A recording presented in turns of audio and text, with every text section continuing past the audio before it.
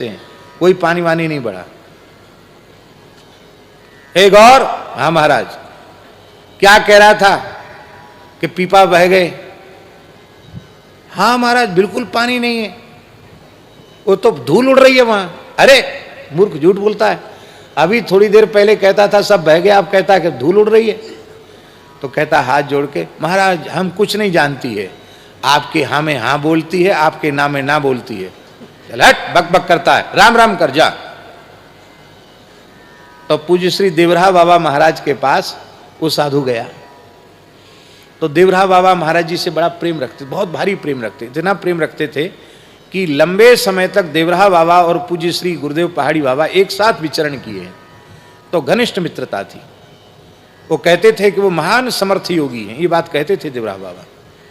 तो कोई कहे जाकर के हम पहाड़ी बाबा के यहाँ से आए, तो बाबा उसका विशेष आदर करते थे। एक कहाँ से आया महात्मा? बोले हम पहाड़ी बाबा, उन्हीं का शिष्य। बोले हाँ। अरे भाई, बहुत उच्च कोटि के महात्मा के पास रहता, कितने समय से रहता है? तो महाराज बहुत समय हो गया, 10-20 साल हो गया। अरे इतने लंबे समय से? ये तो नरसिंह भगवान है, उनके पास तो साल भर रहना मुश्किल है, इतने समय से तू कैसे रहा? तो उसने कहा महाराज में हाँ बोलती है, ना में ना बोलती है। तो ऐसी हिंदी बोलते थे वो। तो देवराहा बाबा इस बात से इतने खुश हुए कि बहुत पोटली पोटली भर के उन्होंने मेवा मखाना दिया, खूब कपड़ा दिया, और बोला महाराज जी को हमारी दंडोत कहना। फिर अपने शिष्यों को बुलाकर बोले देखो, सिद्धों के पास वही रह सकता जो हाँ में हाँ बोले, ना में ना बोले। एक कितना बढ़िया सूत्र इस बाबा जी ने दिया है। हमारा प्रयोजन क्या है? उनकी प्रसन्नता, हमारा अपना कोई आग्रह नहीं। उनकी प्रसन्नता हमारा प्रयोजन है। तो भरत जी संत हैं और संत के पास शत्रुघ्न जी रहते हैं, ये तो हाँ में हाँ बोलेंगे, ना में ना बोलेंगे, तो उनकी गवाही मानी नहीं जाएगी। मान लो मंत्री गवाही दें तो लोग यह सोच सकते हैं कि मंत्रियों को तो पता है कि जब माता कैकेयी ने वर मांग लिया है दशरथ जी से, तो बस अब संस्कार होगा, बरहा तेरहा जो कुछ है वो अंत्येष्टि आदि विधान होने के बाद, दस गात्र एकादशा आदि विधान संपन्न होने के बाद फिर राज तिलक तो भरत जी को ही होना है। तो जब भरत जी को राज तिलक होना है तो हमारा व्यवहार तो भरत जी से ही होगा, तो वो भरत जी के ही पक्ष में बोलेंगे। मंत्रियों को पता चल जाए कि यही राजा बनने वाला है, उसके विरोध में वो क्यों बोलेंगे? कौशल्या जी यदि प्रमाणित करती हैं, ये तो बड़ी भूरी हैं, ये रोते हुए देखकर इनके चित्त पर प्रभाव पड़ गया। आई बात ध्यान में कि नहीं? तो भरत जी निरपराध हैं, यह प्रमाणित करने का भरत जी के पास कोई साधन नहीं था। किसी को भी अपनी गवाही के रूप में, समर्थक के रूप में भी प्रस्तुत करते तो भी लोगों की मलिनता दूर होने वाली नहीं थी। तब श्री भरत जी ने एक ही विचार रखा कि मैं शपथ लूं, सौगंध खाऊं। ये शपथ महाराज जी अंतिम हथियार है धर्मनिष्ठ पुरुष का। झूठे लोग तो बात बात में शपथ लेते, झूठी शपथ लेते हैं।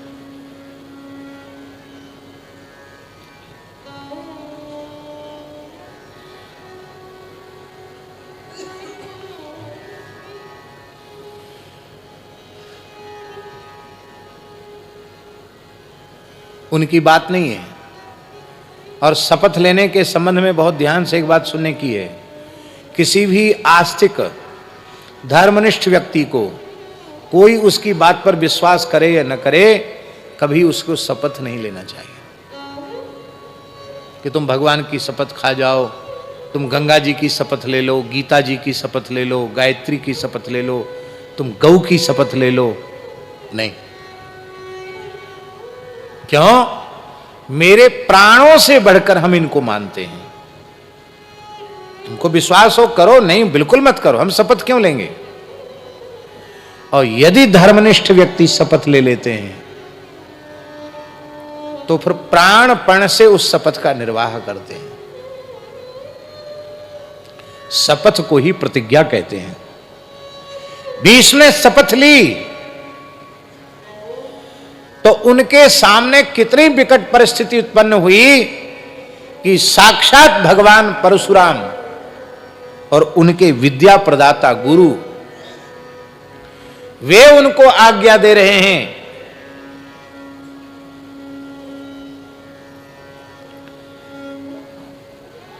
कि अंबा से तुम विवाह करो। बोले गुरुजी सब बात मानेंगे? नहीं मानेंगे। क्यों नहीं मानोगे? बोले मैंने धरती आकाश सूर्य चंद्र दसों दिशाओं को साक्षी करके कहा है मैं आजन्म ब्रह्मचारी रहूंगा, मैं अपनी प्रतिज्ञा का त्याग नहीं कर सकता।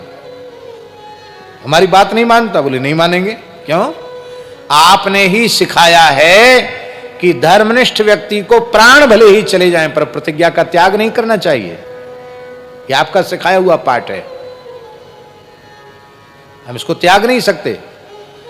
बोले युद्ध के लिए तैयार हो जाओ। जो आज्ञा गुरुदेव। और भीष्म और परशुराम का भयंकर युद्ध हुआ।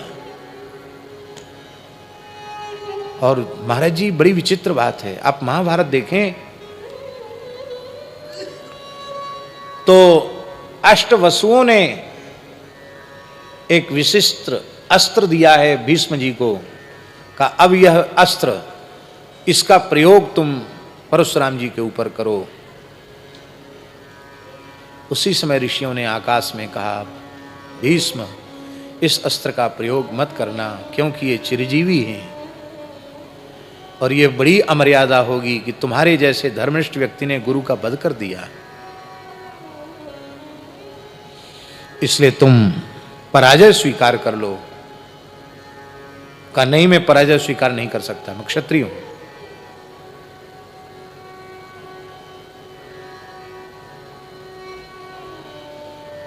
परशुराम जी को समझाया, आपने पूरी शक्ति लगा दी, चेला को आपने देख ही लिया है। आप बोले नहीं मैं भी पीठ नहीं दिखा सकता। मैं क्यों पीठ दिखाऊं? फिर ऋषियों ने समझाया भीष्म जी को कि आप गुरु जी को दंडवत तो कर सकते हो कि नहीं? हाँ कर सकते हैं। गुरु जी को आगे बढ़ के प्रणाम कर लो, जैसे प्रणाम की पद्धति है। आपने मुकुट उतारा, कवच उतारा, अस्त्र शस्त्र रख दिए, पदत्राण उतार दिए, नंगे पैर सिर झुकाकर चले। परशुराम जी को साष्टांग प्रणाम किया। पांव के तो गुरु जी कच्चे होते ही हैं। जैसे चरणों में प्रणाम किया सोई परशुराम जी ने उठाकर हृदय से लगा लिया। वत्स भीष्म में अत्यंत प्रसन्न हूं, मेरे हाथ में धनुष बाण हो तो स्वर्ग के देवता भी मुझे जीत नहीं सकते। और वस्तुतः मैं प्रसन्न होकर कहता हूं तुमने अपने पराक्रम से मुझे जीत लिया। वत्स यशस्वी भव, तुम्हारी धर्मनिष्ठा ऐसी ही बनी रहे, तुम्हारा अखंड ब्रह्मचर्य बना रहे। आशीर्वाद दिया। और अम्बा को बोले देख लो देवी, हमने पूरी ताकत लगा दी, अब तुम्हारे भाग्य में जो हो सो भोगो। चले गए तपस्या करने परशुराम जी।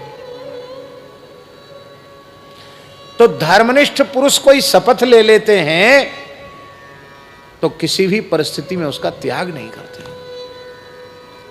इसलिए धर्मनिष्ठ पुरुषों का अंतिम महास्त्र है शपथ।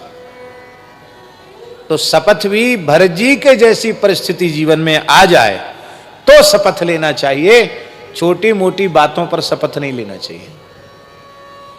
क्योंकि जो झूठी शपथ लेता है, शास्त्रों में लिखा है जब तक आकाश में सूर्य चंद्रमा हैं तब तक उसे घोर नरक में पड़ा रहना पड़ता, रौरव नरक में पड़ा रहना पड़ता है। इसलिए शपथ लेकर झूठ बोलना ये बहुत बड़ा पाप है। शपथ मत लो। श्री सीताराम जी महाराज की जय। पूज्यपाद श्री ब्रह्मचारी जी महाराज की जय। बड़ी कृपा, विराजो। दंडिने नमः। हरिशरणम। क्या कह रहे थे हम? हैं? हाँ, इसलिए महाराज जी इस बात को भगवत कृपा से व्यास वाणी में जब से हमने देखा है, तब से हम किसी को भी प्रेरित नहीं करते कि तुम शपथ ले लो। ये तो बेचारा जानता नहीं, यदि शपथ इसकी झूठी हो गई, इसको इसका परिणाम कितना भोगना पड़ेगा। एक बार सन 2001 की बात है दिनेश जी, 2001 की बात है। हमको सुनने में आया कि हमारे पास रहने वाले कुछ विद्यार्थी गुटखा खाते हैं। गुटखा जानते हो? आजकल एक बड़ी बुरी चीज है गुटखा। गुटखा कहते हैं कि गुटखा कहते हैं, क्या कहते हैं? ऐसी उसमें आता है, एक छोटे पैकेट में आता है और फट से फाड़ करके लोग मुंह में डाल लेते हैं। बड़ा जहरीला होता है वो, और वो उसकी लत पड़ जाती है और फिर वो छोड़ नहीं पाते हैं लोग।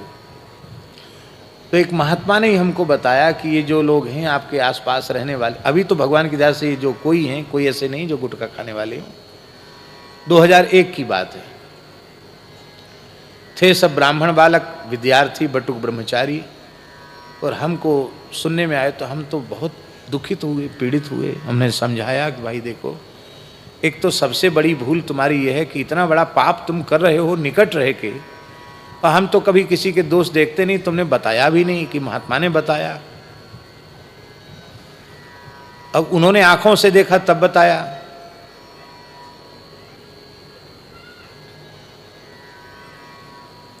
समझाया सबको छोड़ दो व्यसन। सब विनम्र ही थे, इसलिए सबने स्वीकार किया कि ठीक है, अब गुरुजी गलती हो गई, ऐसे नहीं, चलो त्रिवेणी संगम चलो। तो सब त्रिवेणी में ठंड में सबको खड़ा करके, इतने जल में खड़ा करके बोले अब शपथ लो कि जीवन में कभी हम व्यसन नहीं करेंगे। शपथ ले ली उन्होंने। थोड़े दिन बाद पता चला कि उसने खा लिया, उसने खा लिया, उसने खा लिया। वो दिन में कई बार खाते होंगे तो एक आध बार खाया और खा लिया। कहने का अर्थ है कि प्रतिज्ञा भंग हो गई। इस बात को सुनकर हमें और अधिक पीड़ा हुई। अरे राम राम, ये तो बच्चे हैं, इनको तो पता नहीं है। इन्होंने त्रिवेणी संगम में खड़े होकर हाथ में जल लेकर शपथ ली, अब इनका क्या होगा। हमको रोना आ गया। भगवान से प्रार्थना की, प्रभु इनकी बालकों की भूल आपको आप क्षमा करें। अब मैं अपनी भूल स्वीकार करता हूं, मैं कभी किसी को इस तरह से प्रतिज्ञा नहीं करवाऊंगा। खैर भगवान ने प्रार्थना सुनी, उनमें से जितने थे सबका व्यसन छूट गया। थोड़ा समय लगा लेकिन छूट गया सबका, सब निर्व्यसन हो गए।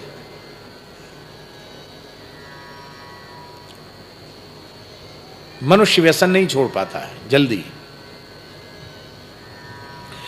इसलिए शपथ किसी भी धार्मिक आयोजन में सर्वोत्तम पक्ष है कि शपथ मत कराओ। आप निश्चय करो कि हम ऐसा करेंगे, हम पूरा प्रयत्न करेंगे, पूरी शक्ति लगाएंगे, ये निश्चय करो।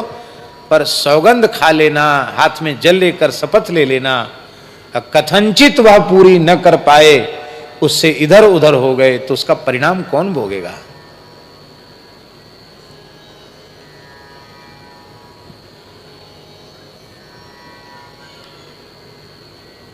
और शुद्धानंद जी, किसी ने शपथ नहीं लिया, संकल्प लिया, भीतर से निश्चय कर लिया, तो भीतर से निश्चय करने पर फिर वह व्यसन, वह दोष जीवन में द्वारा नहीं आएगा। भीतर से पक्का निश्चय कर ले। तो आपको दोष मुक्त होना है तो आप भीतर से पक्का निश्चय कीजिए। उसमें भी शपथ लेने की क्या आवश्यकता है। शपथ से बचना चाहिए, कुल मिलाकर बात यह है, शपथ से बचना चाहिए। लेकिन श्री भरत जी, जो लोगों के मन में असुचिता आ गई है, दुर्भाव आ गया है, उस दुर्भाव से उनका अनिष्ट हो जाने वाला है। क्योंकि जब तक इनके मन में सद्भाव नहीं होगा, तब तक विशुद्ध श्री राम प्रेम की प्राप्ति के ये अधिकारी नहीं बनेंगे। इसलिए श्री भरत जी अंतिम अस्त्र का आश्रय लेते हैं, शपथ। और ये शपथ क्या है? ये भरत जी के द्वारा शपथ में भी धर्म शास्त्र का पूरा विवेचन है, धर्म शास्त्र की मर्यादा का निरूपण है। भरत जी क्या कहते हैं?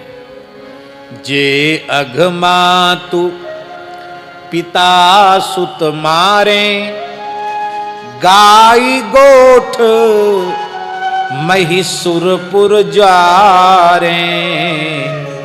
जे अघतिय बालक बध कीन्हे, मीत महीपति माहुर दीने। माता पिता और छोटे बच्चे की हत्या का जो पाप है, वो पाप मुझे लगे यदि मैं इस षड्यंत्र में सम्मिलित हूं तो। यदि मेरा तनिक भी मत हो कि राम जी वनवासी हों, इसमें यदि मेरा अभिमत हो तो मुझे ये पाप लगे। गाय गोठ, गायों के गोष्ठ को जलाने से जो पाप लगता है, गोवध का पाप। महाराज जी, गाय को मारना नहीं, गाय के गोष्ठ को जलाना। बंधी हुई गाय, कंडे वहीं रखे हैं, चारा वहीं रखा है, भूसा वहीं रखा है, ज्वलनशील पदार्थों से ही बना हुआ छप्पर है, और किसी दुष्ट ने वहां आग लगा दी। गाय बेचारी भाग भी नहीं सकती और उन्हें छटपटा कर प्राण त्यागना पड़ता है। इससे बड़ा पाप और क्या होगा? गायों के गोष्ठ को जलाने का जो पाप है, ब्राह्मणों के, वेदज्ञ ब्राह्मणों के गुरुकुलों को जलाने का जो पाप है, वो पाप मुझे लगे यदि मेरे मत से श्री राम वनवासी हुए हों तो। स्त्री की हत्या करने में जो पाप लगता हो, वो पाप मुझे लगे। स्त्री की हत्या, बहुत ध्यान से सुने, वैदिक हिंदू सनातन संस्कृति में नारी का जितना आदर है, उतना आदर इस संपूर्ण पृथ्वी पर किसी मत पंथ में नहीं है जितना आदर नारी का हिंदू सनातन संस्कृति में है। कुछ तो ऐसे सिरफिरे लोग हैं जो स्त्री में जीवन ही नहीं मानते हैं।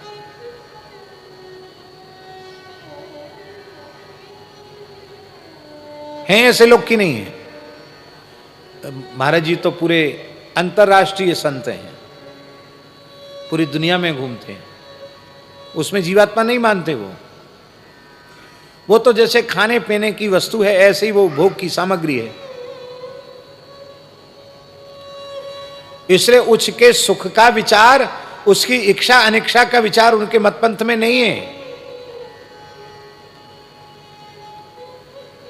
और इसकी भी स्त्रियों को जो मतपंथ में सताया जा रहा है, इसकी आग भी भीतर से सुलग रही है। कभी न कभी इतना भयंकर विस्फोट होगा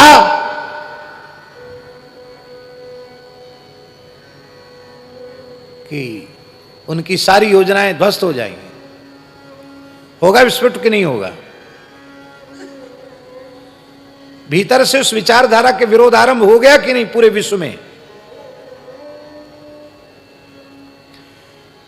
अन्य मतों में भी नहीं है, केवल वैदिक सनातन धर्म ऐसा है जो नारी को लक्ष्मी का स्वरूप मानता है, दुर्गा का स्वरूप मानता है। कितना पवित्र है हमारा धर्म, जहां कोई भी पिता अपनी कन्या किसी वर को नहीं देता, वह अपनी लक्ष्मी नारायण को देता है। इसलिए कन्यादान का जो संकल्प हमारी हिंदू पद्धति में होता है, विष्णु स्वरूपिणे वराय लक्ष्मी स्वरूपाम कन्याम तुभ्यमहम संप्रददे, यह कहकर के जल छोड़ा जाता है। विष्णु स्वरूप वर को लक्ष्मी स्वरूपा कन्या हम प्रदान कर रहे हैं।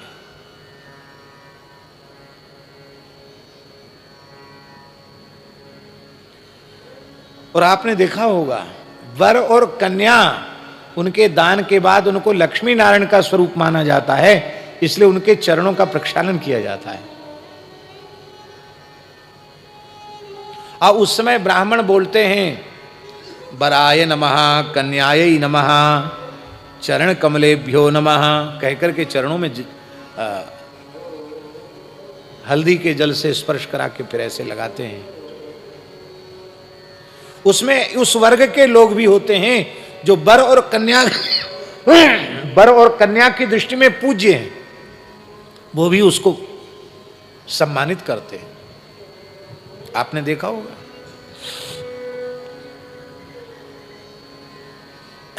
हल्ला मचाते हैं समानता का दर्जा, समानता का दर्जा। लाखों करोड़ों वर्ष पहले हमारे ऋषि महर्षियों ने नारी को समानता का दर्जा दे दिया। यदि वह पतिव्रता है तो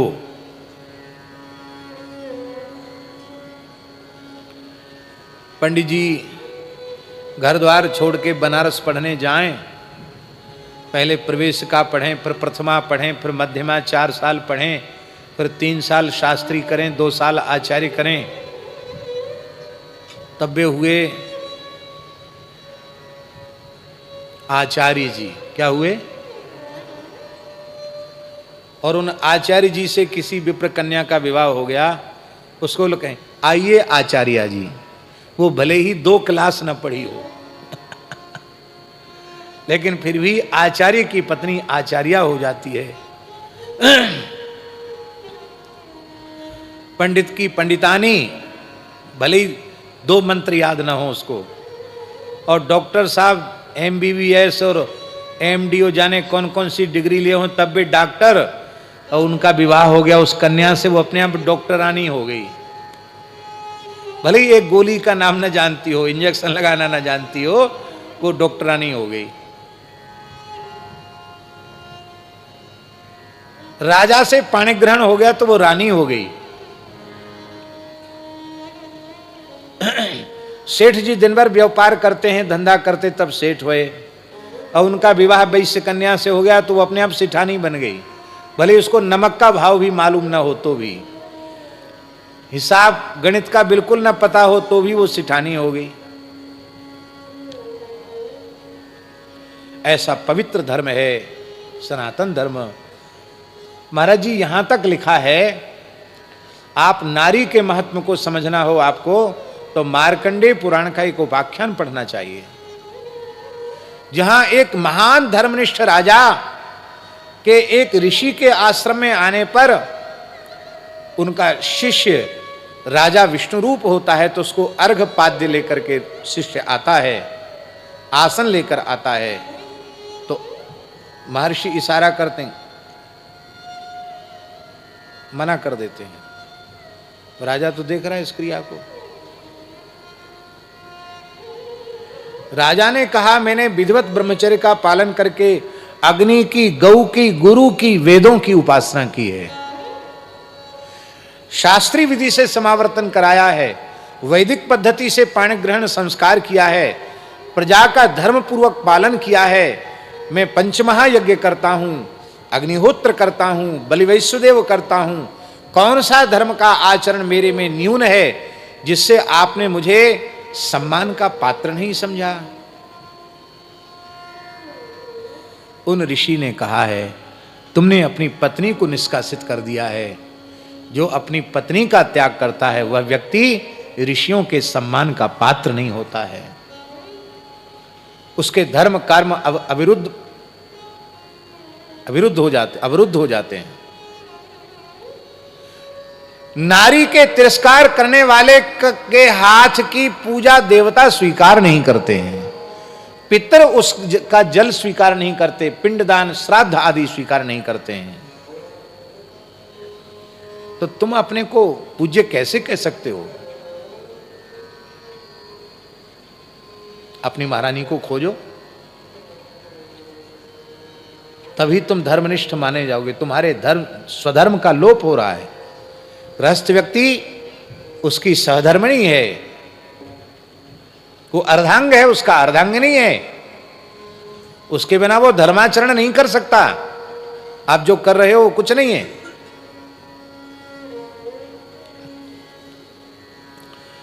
तब एक असुर का कुछ उपकार किया और उस असुर ने आकर के कहा, तो फिर असुर से उन्होंने कहा कि तुम क्या क्या कर, बड़ी सुंदर कथा है मार्कंडेय पुराण में। तो उस असुर से उन्होंने कहा कि तुम क्या कर सकते हो मेरा उपकार। बोले मुझे एक सामर्थ्य प्राप्त है, मैं मनुष्य को तो खा ही जाता हूँ, उसके बुरे स्वभाव को भी खा सकता हूँ। तो उन्होंने कहा कि जिस बुरे स्वभाव के कारण, प्रतिकूल स्वभाव के कारण मैंने रानी को जंगल में छुड़वा दिया, अब मुझे बड़ा पश्चाताप हो रहा कि मेरे धर्म का लोप हो रहा है। तो हे राक्षस राज, तुम ऐसा करो कि मेरी पत्नी के उस दुष्ट स्वभाव को खा जाओ और उसे तुम मुझे मिला दो। फिर उन्होंने प्राप्त किया, तब उनका धर्म सुरक्षित हुआ। तो महाराज जी स्मृतियों में लिखा है, पुराणों में भगवान व्यास कहते हैं हत्या में सर्वाधिक पाप ब्रह्म हत्या का है, ऋषि हत्या का है। और स्त्री हत्या में कितना पाप लगता है? धर्मशास्त्र में लिखा है कि 10 ब्रह्मर्षियों की हत्या का पाप एक स्त्री की हत्या में लगता है। 10, फिर से सुन लो, 10 ब्रह्मर्षियों के वध का पाप एक स्त्री के वध में लगता है। इसलिए मृत्यु दंड के योग्य होने पर भी नारी अवध्या है। क्यों अवध्या है? क्योंकि वो जननी है, उसमें मातृत्व है। और संसार की जितनी माताएं हैं उनकी सबकी जननी, जननियों की जननियों की जननियों की जननी पूज्या गौ माता है। इसलिए बार बार वेद में गाय को अवध्या कहा गया है। स्त्री अवध्या है, गाय अवध्या है। पर जहां गाय और स्त्री दो उपस्थित हों वहां क्या है? यह भी एक बड़ी सूक्ष्म बात है। वाल्मीकि रामायण में भगवान श्री राम से महर्षि विश्वामित्र कहते हैं, जही माम दुष्टचारिणी, इस दुष्ट आचरण करने वाली ताटका का वध कर दो। राम जी के रोंगटे खड़े हो गए, बोले स्त्री हत्या में बड़ा पाप लगता है। गुरु जी ने पढ़ाया, वशिष्ठ जी ने 10 ब्रह्मर्षियों की हत्या का पाप लगता है, ये भी गुरु जी हैं। कहते कि मार दो। कैसे मारें? राम जी थोड़े असहज हो गए। तो फिर विश्वामित्र जी ने बताया कि ऐसे ऐसे भगवान विष्णु ने भी एक बार ऐसा किया था, उनको दोष नहीं लगा। विशेष परिस्थिति में ऐसा हो सकता है और मैं आज्ञा दे रहा हूं। सारी बात को सुन समझकर राम जी क्या उत्तर दे रहे हैं? ये भगवान श्री राम का उत्तर स्वर्णाक्षरों में सारे भारतवर्ष में लिखा देने योग्य है। अरे स्वर्णाक्षर नहीं तो सामान्य रंग से ही घर घर में लिखवा दो। ये महावाक्य है प्रभु श्री राम का, वाल्मीकि रामायण का। भगवान श्री राम कह रहे हैं, क्या कह रहे हैं? बहुत प्यारी बात। गौ ब्राह्मण हितार्थाय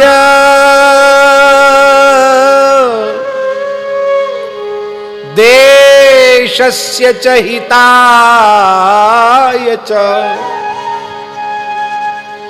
तव चैवा प्रमेयस्य वचनं कर्तुमुद्यतः। बड़ा अद्भुत वाक्य है महाराज जी। भगवान श्री राम कह रहे हैं, गुरुदेव आपकी आज्ञा धर्म विरुद्ध नहीं हो सकती है, धर्म शास्त्र के अनुकूल ही होगी। इसलिए मैं आपकी आज्ञा पालन के लिए प्रस्तुत हूं। पर आज्ञा पालन में हेतु क्या है? गौ ब्राह्मण हितार्थाय, गौ के हित के लिए, ब्राह्मण के हित के लिए, और देशस्य च हिताय च, राष्ट्र हित सर्वोपरि है, देश हित सर्वोपरि है। इस पूरे के पूरे देश के परम हित के लिए, और मैं आपकी आज्ञा से आज ताटका का वध करूंगा। इसका आशय क्या है? इसका आशय यह है,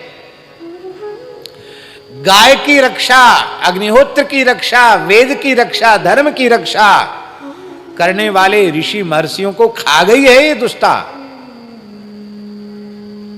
सहस्रों गायों का भक्षण कर गई है ये दुष्टा। इसलिए इसके वध से गौ की रक्षा होगी, इसके वध से ब्राह्मणों की, ऋषियों की रक्षा होगी। और यहां महाराज जी एक विशेष बात है, वर्तमान की विचारधारा और भगवान श्री राम की विचारधारा में यह अंतर आ गया। वर्तमान के लोगों की विचारधारा है कि गाय की बात पहले नहीं होनी चाहिए, धर्म की बात, ब्राह्मण की रक्षा की, ब्रह्मत्व की रक्षा की बात पहले नहीं होनी चाहिए, पहले देश की रक्षा की बात होनी चाहिए। आज की विचारधारा यही है कि नहीं? देश रहेगा तो सब रहेगा, देश ही नहीं रहेगा तो ये सब रहेंगे कहां? इसलिए राष्ट्र रक्षा प्रथम है। पर भगवान श्री राम ये नहीं मानते हैं। भगवान श्री राम मान रहे हैं जिस देश में गाय सुरक्षित है वही देश है, जिस देश में ब्राह्मणों का विप्रत्व सुरक्षित है वही देश है। जिसमें गौ और ब्राह्मण सुरक्षित नहीं है वो राष्ट्र राष्ट्र कहलाने के लायक नहीं है। तो राष्ट्र का राष्ट्रत्व ही समाप्त हो गया, आप रक्षा किसकी करेंगे? अब एक दूसरा प्रश्न हुआ, ब्राह्मण क्यों ले लिया भाई? क्या दूसरे मनुष्य मनुष्य नहीं है? वर्तमान के लोग, उनको ब्राह्मण से तो भारी चिढ़ है। थी नहीं है, थी क्यों नहीं? उस समय नेता पैदा नहीं हुए थे, इसलिए उन्होंने जहर भरा नहीं था भीतर। अब कुछ स्वार्थी तत्व जो देश के लिए कोई जिनका चिंतन नहीं है, जो केवल तात्कालिक लाभ लेना चाहते हैं कि हमको कुर्सी मिल जाए, हमको सत्ता mill जाए, ऐसे लोग वो जाति का जहर घोल करके राष्ट्र को विखंडित करना चाहते हैं।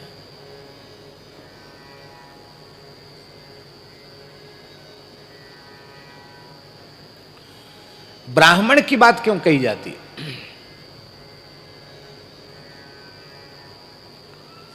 बहुत ध्यान से सुने ये बात।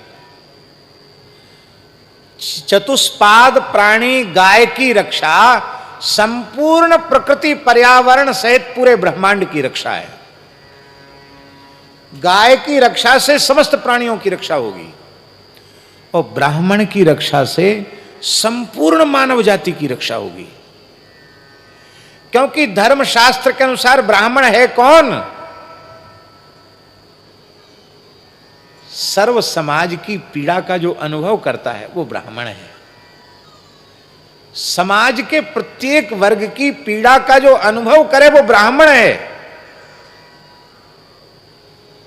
क्योंकि धर्मशास्त्र के अनुसार ब्राह्मणोस्य मुखमासीद बाहु राजन्य कृतः ऊरु तदस्य जद्वैस्यः पदव्याग्नु शूद्रो अजायत।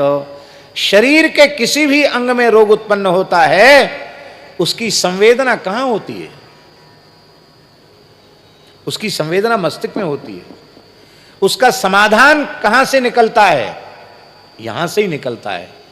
इसलिए समाज के प्रत्येक वर्ग के हित का जो चिंतन करे उसका नाम ब्राह्मण है।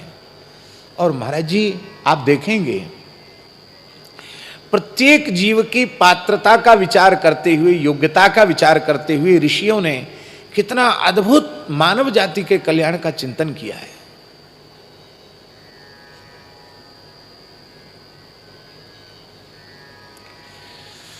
आप कहें चिंतन तो किया है पर उसमें भेदभाव है, इसको ये कह दिया, उसको ये कह दिया, तुमको ये अधिकार नहीं, तुमको ये अधिकार नहीं, ये भेदभाव तो है ही है। अब इसका एक प्रश्न हम आपसे पूछ रहे हैं, आप उत्तर देना।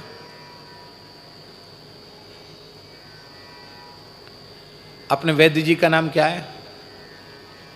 यहां जो वैद्य जी उनका नाम श्याम सिंह जी नाम है ना? है श्याम सिंह जी नाम है। वैद्य बहुत अच्छे वैद्य हैं नाड़ी वैद्य हैं और बहुत बढ़िया बड़ी अच्छी अच्छी दवाइयाँ बनाते हैं, अच्छे वैद्य हैं। अब वैद्य जी के पास रोगी पहुँचे। एक रोगी तो पहुँचे पीलिया का, पीलिया जानते हैं ना, ज्वाइंटिस उसको कहते हैं पीलिया, पीलिया का रोगी पहुँचे। पांडु रोग जिसको कहते हैं संस्कृत में, हिंदी में पीलिया कहते हैं, अंग्रेजी में शायद ज्वाइंटिस कहते हैं। यही बात है कि नहीं, अंग्रेजी में यही बोलते हैं। तो वो रोगी गया वैद्य जी के पास, और एक पहलवान जी गए, वो भी बीमार थे, वो भी वैद्य जी के पास गए।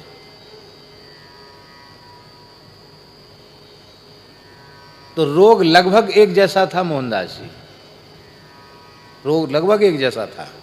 माने उसको भी पीलिया ही था पहलवान को, लेकिन पहलवान के शरीर में रोग प्रतिरोधक क्षमता बहुत अधिक थी। अब वो दुर्बल हो गया था उस बीमारी के कारण, इसलिए अब रोग की लड़ने की क्षमता जो थी उसकी कमजोर हो रही थी। तो वैद्य ने विचार किया कि इसको तो थोड़ा सा ये पचा सकता है, इसलिए इसको औषधि के साथ साथ इसको थोड़ा दूध भी बतावें, और यदि ये संपन्न है तो थोड़ा मलाई में थोड़ा स्वर्ण भस्म चाट लिया करे तो और अच्छा है। ये भी थोड़ा इसको बतावें, इसको कहें कि भाई तुम बादाम को थोड़ा पीस के चंदन जैसा घिस करके और थोड़ा सा दूध में 100 बार फेंट करके, 100-200 ग्राम दूध में 100 बार फेंट करके चुस्की लेके धीरे धीरे पिया करो तो तुम ठीक हो जाओगे। और एक व्यक्ति ऐसा गया, उसको भी यही बीमारी है, और वह व्यक्ति है इतना दुबला पतला, कोई यहाँ दिखाई नहीं पड़ रहा, किसको कहें, हमारे अनूप बाबा है ना, दुबले पतले, अनूप बाबा जैसा व्यक्ति भी पहुंच गया, अनूप कृष्णदास जी के जैसा। बोले हमको भी वैद्य जी वही बीमारी है। तो उन्होंने कहा इसकी आंख तो बहुत कमज़ोर है, शरीर भी कमज़ोर, आंख भी कमज़ोर। उसको कहा कि तुम पीली मूली के पत्ता चबाओ और गन्ने का थोड़ा थोड़ा जूस पियो और ऐसे उबाल के खाओ, घी मत खाना, ये मत खाना, वो मत खाना, हलवा तो भूल के मत खाना। अब अनूप बाबा वैद्य जी से लड़े कि अभी हमारे सामने तुमने पहलवान जी को बादाम घिस के पीने को बताया है, और इनको कहा कि थोड़ा मलाई में अमुक दवाई चाट लिया करो, दवाई तो हमको भी दी है, पर हमारे साथ इतनी शत्रुता आपकी क्यों है? हमको तो खाली पीला पत्ता खा लेना, ये कर लेना, जूस पी, गन्ने का रस पी लेना। तब वैद्य यही कहेगा कि भाई तुम्हारे पचाने की शक्ति नहीं, हम तुमको भी बादाम का हलवा बता देते हैं, पर इतनी डैमेज हो चुकी है तुम्हारी आंत कि तुम मर जाओगे ये हलवा खा करके। तो वैद्य जो है वो रोगी के पात्रता के अनुसार उसके हित अनहित का विचार करके औषधि देता है, और औषधि के अनुरूप पथ्य देता है, तो रोगी रोग मुक्त होता है। यही दृष्टि हमारे ऋषियों की है। कौन सा व्यक्ति क्या कर सकता है उसके अनुसार उसकी पात्रता का निर्धारण ऋषियों ने किया, उसको काम बना दिया। यह काम जो है भेद नहीं है, यह एक व्यवस्था है। घर में सब एक ही काम करते हैं क्या? व्यवस्था की दृष्टि से परिवार में कार्यों का विभाजन कर दिया जाता है, ये विभाजन है हमारे यहां, उसमें कोई द्वेष या घृणा नहीं है। आज हम चर्चा कर रहे थे, आपको स्मरण में होगा, स्कंद पुराण में महाराज जी लिखा है सृष्टि प्रकरण में कि ब्रह्मा जी ने चतुर्थ वर्ण की सृष्टि क्यों की? बोले ब्रह्मा जी ने चतुर्थ वर्ण की सृष्टि गोरक्षा और द्विजातियों के धर्म की रक्षा के लिए की है। हमने उस श्लोक को अंडरलाइन किया है। आप सोचिए कितनी बड़ी बात है। ब्राह्मण यज्ञ करेगा, यज्ञ से वातावरण शुद्ध होगा, सात्विक ऊर्जा का निर्माण होगा, पर यज्ञशाला का निर्माण कौन करेगा?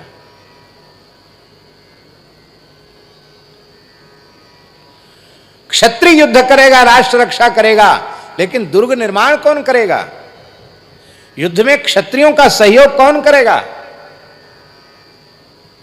वैश्य परिश्रम से धर्म पूर्वक धन का अर्जन करेंगे, व्यापार करेंगे, लेकिन उनके कल कारखाने, उनका व्यापार, उनकी दुकान, उनके वैश्यों के कृषि गोरक्ष और वाणिज्य जो उनके कर्म हैं, उनके स्वधर्म पालन में सहयोग कौन करेगा?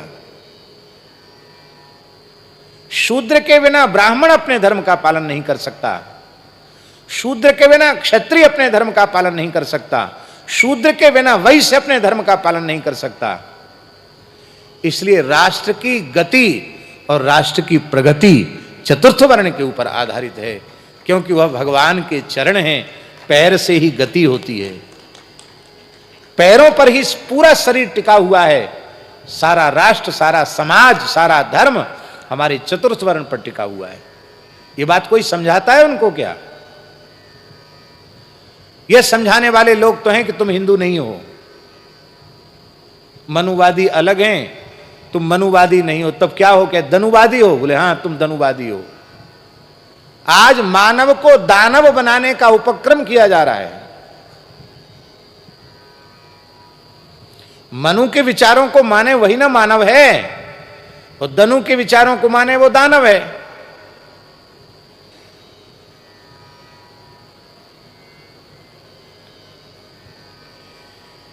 इसलिए ब्राह्मण की रक्षा होने से क्षत्रिय की रक्षा होगी, ब्राह्मण की रक्षा होने से वैश्य की रक्षा होगी, ब्राह्मण की रक्षा होने से शूद्र की रक्षा होगी, मानवता की रक्षा होगी, मानव जाति की रक्षा होगी। एक बात हम एकदम दुराग्रह शून्य होकर आपसे पूछना चाहते हैं, सर्व समाज के कल्याण का चिंतन आज तक किसने किया है?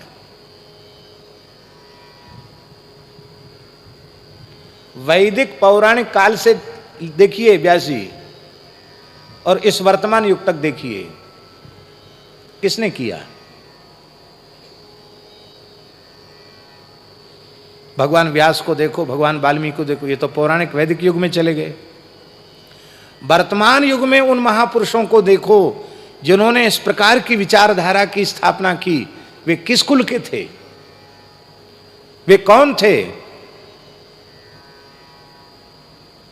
हमारे पूज्य गुरुदेव भक्तमाली जी कहते थे, महाराज जी श्री दीनदयाल जी के संबंध में, फरव वाले पंडित श्री दीनदयाल जी उपाध्याय, महाराज जी से बहुत भारी प्रेम था। गोवर्धन में जब भी वो आते वो महाराज जी के पास ही अखाड़े में रोकते थे। तो महाराज जी कहते थे कि दीनदयाल जी से कभी एकांत में बैठ के चर्चा होती थी राष्ट्र के संबंध में, तो जो हमारे समाज का अंतिम व्यक्ति है उसकी पीड़ा का अनुभव करके वो रोते थे। एकांत में बैठकर वे रुदन करते थे।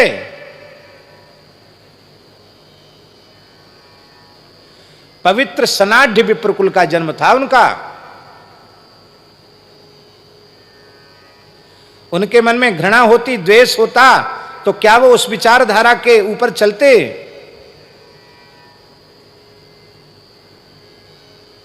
इसलिए भैया ब्राह्मण से द्वेष मत करो।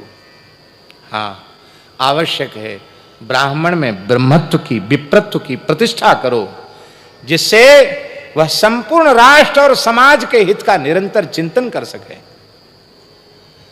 आज ब्राह्मण में ब्रह्मत्व का नाश किया जा रहा है। ब्रह्मत्व का नाश क्यों? गाय के नाश से ब्रह्मत्व का नाश है, और ब्रह्मत्व के नाश से क्षत्रियत्व का नाश है। क्षत्रियत्व का नाश हम इसलिए बोल रहे हैं कि इस देश का यदि क्षत्रियत्व सुरक्षित होता तो किसी माई के लाल की हिम्मत थी जो एक भी गाय का एक बूंद भी रक्त धरती पर बहता? किसी अबला का शीलहरण होता? किसी दीन दुखी को सताया जाता?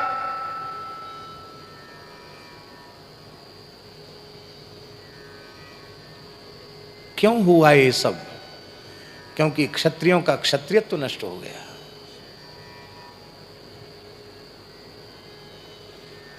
कड़वी बात लगेगी सुनने में, पर क्षत्रियों का क्षत्रियत्व सुरक्षित होता तो हमारे मठ मंदिर उजाड़ करके वहां विवादित इमारतें नहीं बनाई जाती।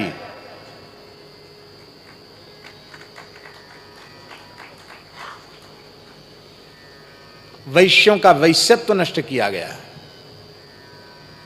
गीता जी में भगवान कहते कृषि गोरक्ष वाणिज्यम वैश्य कर्म स्वभावजम। आज वैश्य वर्ण केवल वाणिज्य में लगा है, कृषि पर उसका ध्यान नहीं, गोरक्षा पर उसका ध्यान नहीं। आप कहेंगे ध्यान नहीं, ऐसा क्यों कह रहे हैं? देश में सब गौशालाओं में कोई ना कोई वैश्य ही सेवा कर रहे हैं। सभी लोग सेवा करें, केवल वैश्य सेवा नहीं कर रहे हैं, सब कर रहे हैं कि सेवा की नहीं। और आप लोगों को बुरा लगे तो बुरा लगे, हमारा यह अनुभव है कि मध्यम वर्गीय व्यक्ति, सामान्य वर्ग का व्यक्ति जैसी श्रद्धापूर्वक गौ सेवा कर रहा है, शायद वैसी सेवा बड़े लोग नहीं कर पा रहे हैं। वे दिखाते नहीं है कि मैंने ये दिया, मैंने ये किया। और ऐसे लोग हैं, जड़खोर में भी अनुभव करते हैं। हमारे सज्जन शर्मा जी कहते हैं, महाराज जी मोटी सेवा करने वाले गिने चुने उंगलियों पर लोग हैं, और उनके कारण से गौ सेवा नहीं हो रही है। ऐसी बड़ी संख्या में लोग हैं जो अपने गाढ़ी खून पसीना की कमाई, कोई खेती करते हैं, कोई छोटी मोटी नौकरी करते हैं, उसमें से भी एक अंश गाय के खाते में भेज रहे हैं, उनके द्वारा गौ सेवा हो रही है। वैश्यों का वैश्यत्व सुरक्षित होता तो एक भी गाय कचड़े के ढेर पर खड़ी दिखाई पड़ती।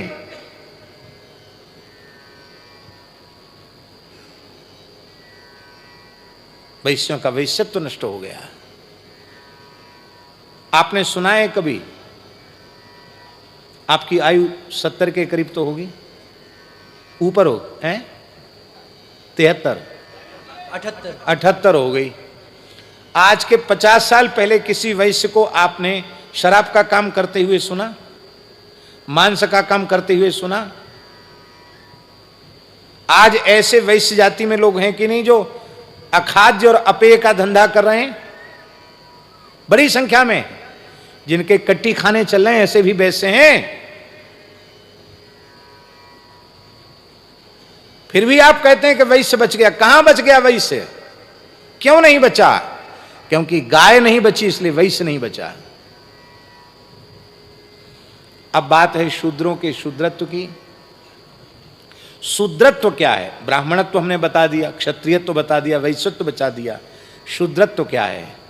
शूद्रत्व है जो ब्राह्मण के धर्म के पालन में सहयोगी बने, जो क्षत्रियों के धर्म पालन में, क्षत्रिय धर्म के पालन में सहयोगी बने, जो वैश्यों के धर्म पालन में सहयोगी बने, उनके प्रति कभी असहयोग न करे, अपने से बड़े भाई मानकर उनके प्रति स्नेह और प्रेम का व्यवहार करे, और ब्राह्मण क्षत्रिय वैश्य उसे अपना लघु भ्राता मानकर उसके प्रति क्षमा, दया, करुणा, स्नेह और प्रेम और सौहार्द का व्यवहार करें।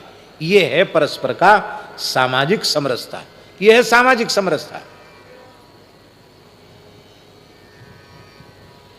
लेकिन उनके मन में द्वेष भर दिया। यहां तक विचारधारा भर दी गई है कि ये जो सवर्ण हिंदू समाज है ये तो भारतीय ही नहीं है, ये आर्य तो बाहर से आए, तुम ही यहां के मूल निवासी हो, ये तुम्हारे ऊपर कब्जा करके बैठे हैं। कितने दुख की बात है, कितनी तेजी से धर्मांतरण हो रहा है। किसका धर्मांतरण हो रहा है? बड़ी प्रसन्नता की बात है, आज ही समाचार में आया, उत्तर प्रदेश सरकार ने धर्मांतरण के लिए बहुत कठोर कानून बनाया, पारित किया है। विशेष अपराध होने पर 20 वर्ष तक की आजीवन कारावास तक की सजा सुनिश्चित की गई है। उत्तर प्रदेश के मुख्यमंत्री का यह कदम प्रशंसा के योग्य है, स्वागत के योग्य है, बहुत अच्छा किया।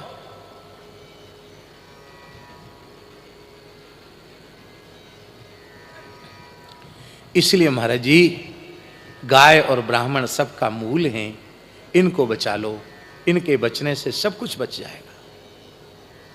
इसलिए भगवान श्री राम कहते हैं गौ ब्राह्मण हितार्थाय देशस्य च हिताय च। जिस देश की गाय कट रही हो, रो रही हो, तड़फ रही हो, भूख प्यास से प्राण त्याग रही हो, जिस गाय की सत्प्रवृत्तियां कुचली जा रही हैं, दबाई जा रही हैं। सत्प्रवृत्ति माने ब्राह्मण। वो देश देश नहीं हो सकता, वो राष्ट्र राष्ट्र नहीं हो सकता। जिसमें गाय सुखी हैं, जिसमें ब्राह्मण सुखी हैं, वही राष्ट्र राष्ट्र है, वही देश देश है। इसलिए हमारे यहां क्या कहा गया,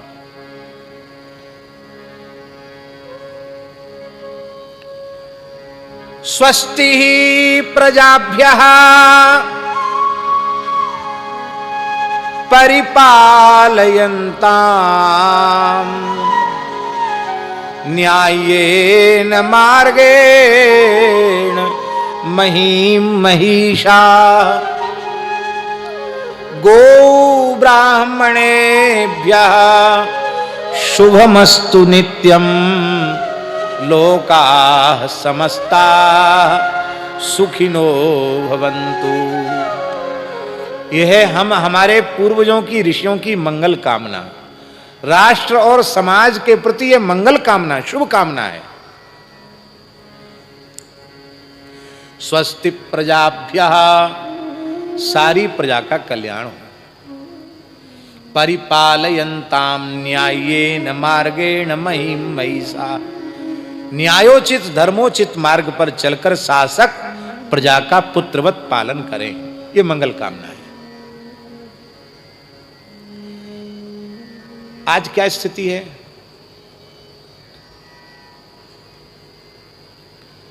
आज क्या स्थिति है महाराज जी? आज स्थिति यह है कि प्रजा के एक बहुत बड़े वर्ग को मुफ्त में राशन दे करके, घर बनवा करके, जितनी सरकारी सुविधाएं हैं उनके प्रथम अधिकारी हैं वे कि नहीं, उनको मिल रहे हैं कि नहीं मिल रहे हैं?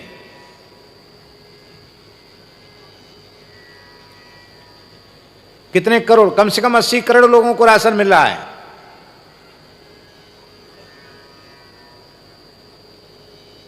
और सब कल्याणकारी लाभकारी योजनाएं, चाहे चिकित्सा की हो, शिक्षा की हो, आवास की हो, उन संपूर्ण योजनाओं का प्रथम लाभ उनको मिल रहा है। पर बात कड़वी है, लेकिन हम पूछ रहे हैं, क्या राष्ट्र के प्रति, धर्म के प्रति जैसी निष्ठा श्रद्धा उस वर्ग में होनी चाहिए जो सारी सुविधाएं प्राप्त कर रहा है, क्या उसमें है? कृतज्ञता है ये कृतज्ञता? आप गाढ़ी कमाई राष्ट्र की खाए चले जा रहे हैं, फिर भी राष्ट्र हित का आप चिंतन नहीं कर रहे हैं।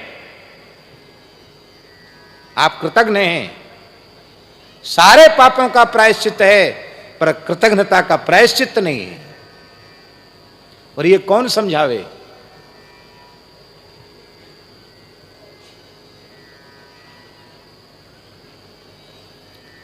इसलिए न्याय्येन मार्गेण महीं महिषाः गौ ब्राह्मणेभ्यः शुभमस्तु नित्यम।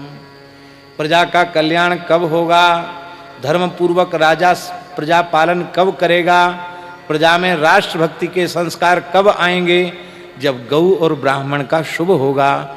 इसलिए गौ ब्राह्मणेभ्यः शुभमस्तु नित्यम। जब गौ और ब्राह्मण का नित्य ही शुभ होगा तो लोकाः समस्ताः सुखिनो भवन्तु, फिर सारे संसार के लोग सुखी होंगे, संसार के सभी प्राणी सुखी हो जाएं। अपुत्रः पुत्रिणः सन्तु, पुत्रिणः सन्तु पौत्रिणः। अपुत्र पुत्रवान हो, पुत्रवान पौत्रवान हो। अधनाः सधनाः सन्तु, निर्धन धनवान हो। ये ऋषि लोग कह रहे हैं, पुराणों में भगवान व्यास कह रहे हैं, इसमें किसी जाति का भेद नहीं किया जा रहा है। अधनाः सधनाः सन्तु जीवन्तु शरदां शतम। 100 वर्ष तक स्वस्थ होकर के जिए हैं। काले वर्षतु पर्जन्यः, मेघ समय से वर्षा करें। पृथ्वी शस्यशालिनी, सारी धरती हरी भरी हो जाए। देशोऽयं क्षोभरहितो, ये देश क्षोभ से रहित हो जाए। किसी का किसी से द्वेष न रह जाए, परस्पर एक दूसरे के प्रति अत्यंत प्रेम और सौहार्द की भावना जागृत हो जाए।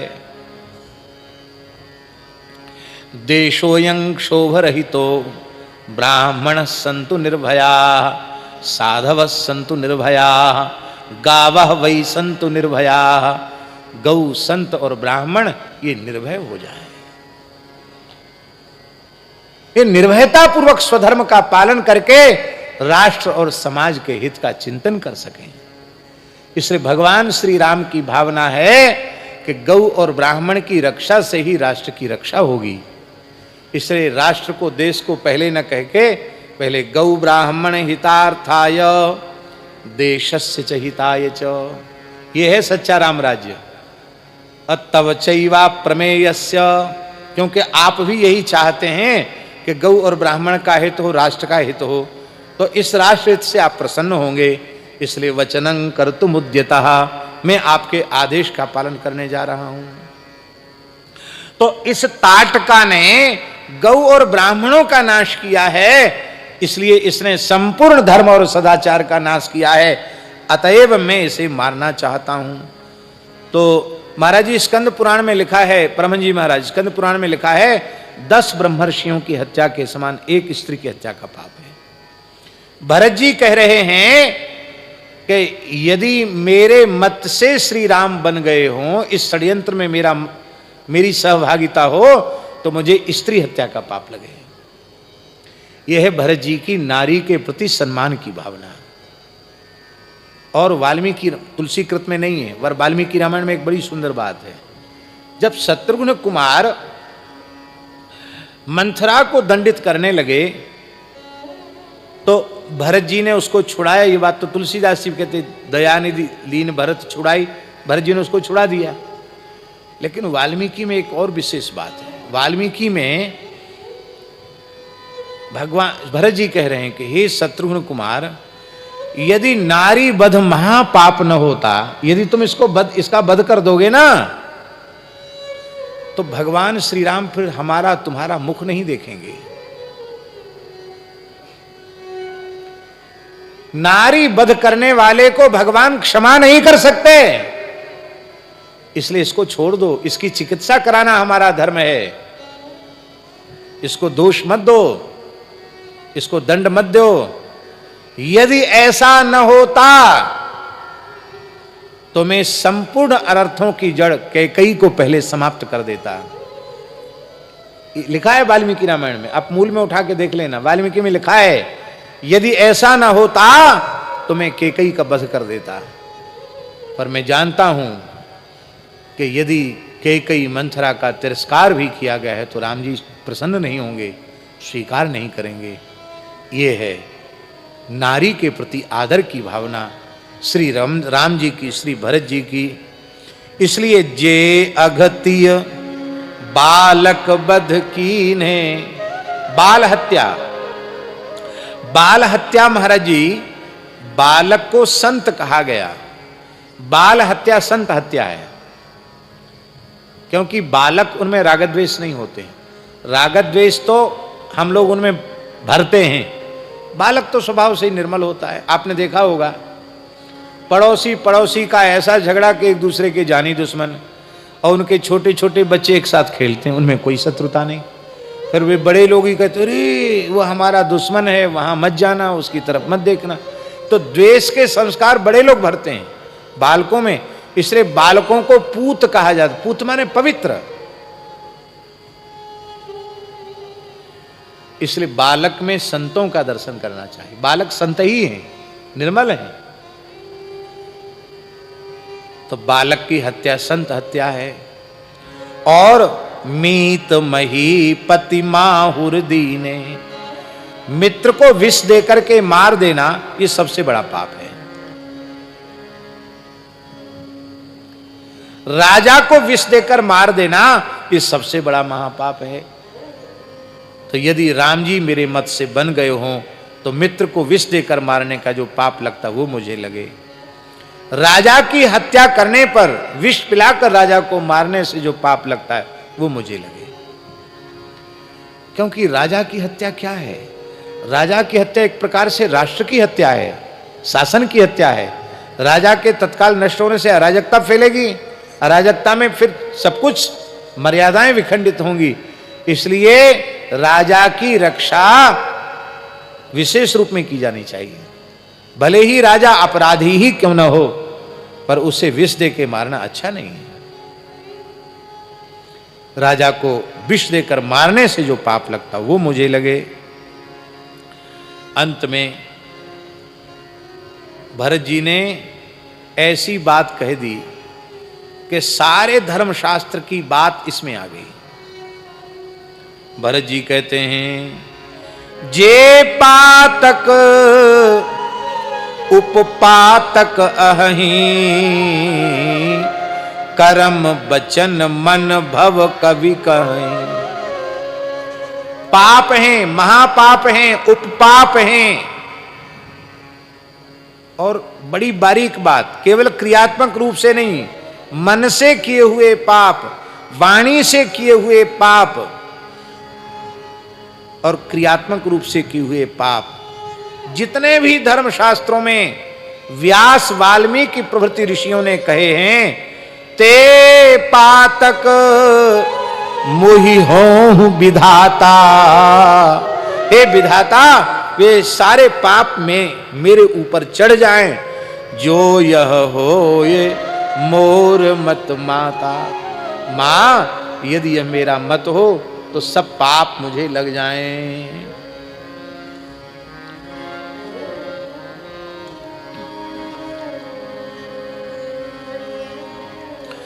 जे परिहर हरिहर चरण, भजहि भूत गण घोर, तेहि कै गति मोहि देउ विधि, जो जननी मत मोर। भगवान श्री हरि और भगवान शिव, इनकी उपासना छोड़कर जो अखाद्य खाने वाली, अपेय पीने वाली, निरीह प्राणियों की निर्मम हत्या करने वाली तामसी उपासना में प्रवृत्त होते हैं, भगवान श्री हरि हर की उपासना छोड़कर जो तामसी उपासना में प्रवृत्त होने से पाप लगता है, वो पाप मुझे लगे यदि मेरे मत से राम जी वनवासी हुए हैं तो। महाराज जी, इस देश की उपासना हरिहरात्मिका है। इस देश की जो उपासना पद्धति है वो हरिहरात्मिका है।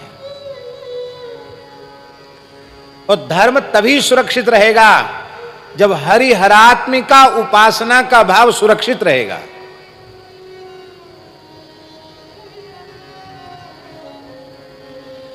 शंकर प्रिय मम द्रोही, शिव द्रोही मम दास, ते नर करहीं कल्प भरी, घोर नरक महवास।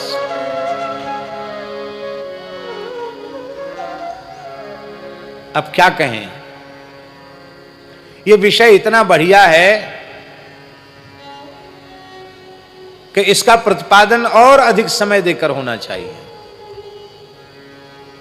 पर संकेत में ही समझ लो। हरिहर की उपासना यदि नहीं की गई है तो यह उपासना में दोष है। एक गोपाल सहस्त्र नाम का एक श्लोक है, गौर तेजम बिना यस्तु श्याम तेजम समर्चयेत। भगवान शंकर कह रहे हैं पार्वती जी से, जो गौर तेज के बिना श्याम तेज की उपासना करता है, स भवेत पातकी शिवे। हे शिवे पार्वती, वह उपासक पातकी है, पापी है, उपासक नहीं है। गौर तेज राधा रानी, श्याम तेज श्री कृष्ण। गौर तेज श्री जानकी जी, श्याम तेज श्री रघुनाथ जी। माने युगल उपासना की बात कह रहे हैं शंकर भगवान पार्वती जी से। अब शिव पार्वती की उपासना में वही चीज देखो, गौर तेज भगवान शिव हैं और श्याम तेज भगवती जगदम्बा पार्वती हैं। वहां भी गौरी शंकर की उपासना है। अब व्यास जी और आगे देखो, श्याम तेज भगवान राम कृष्ण नारायण हैं और गौर तेज शंकर हैं।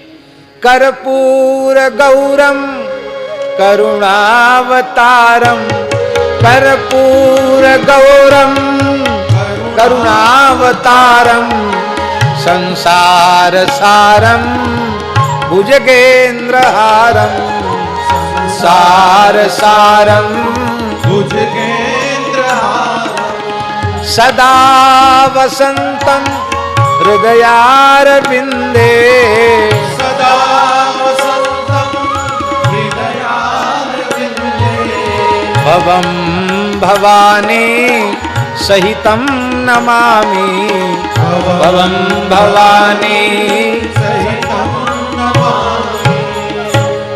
अब महाराज जी यहाँ गौर तेज हैं शंकर जी और श्याम तेज हैं भगवान हरि। पूज्य स्वामी करपात्री जी ने बड़ा सुंदर भाव दिया,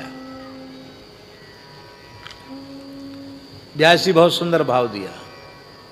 यद्यपि हरिहर दोनों गुणातीत हैं, करपात्री जी महाराज लिख रहे हैं, हरिहर दोनों ही गुणातीत हैं, क्योंकि दोनों ही परब्रह्म परमात्मा हैं, दोनों गुणातीत हैं। फिर भी सृष्टि के क्रम को संचालित करने के लिए भगवान शिव तमोगुण को स्वीकार करते हैं। संहार का काम तमोगुण का कार्य है और पालन का काम सत्वगुण का कार्य है। भगवान नारायण सत्वगुण को स्वीकार करते हैं। तो सत्वगुण का जो वर्ण है वो वेदादि शास्त्रों के अनुसार श्वेत है और तमोगुण का वर्ण है वो श्याम है।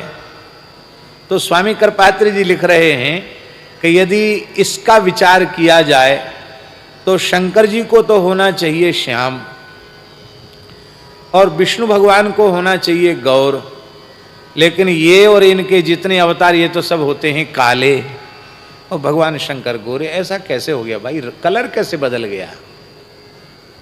तो कहते हैं भैया ये एक दूसरे के अनन्य उपासक हैं। निरंतर श्री हरि का चिंतन करते करते शिवजी कर्पूर गौर हो गए और निरंतर शिवजी का चिंतन करते करते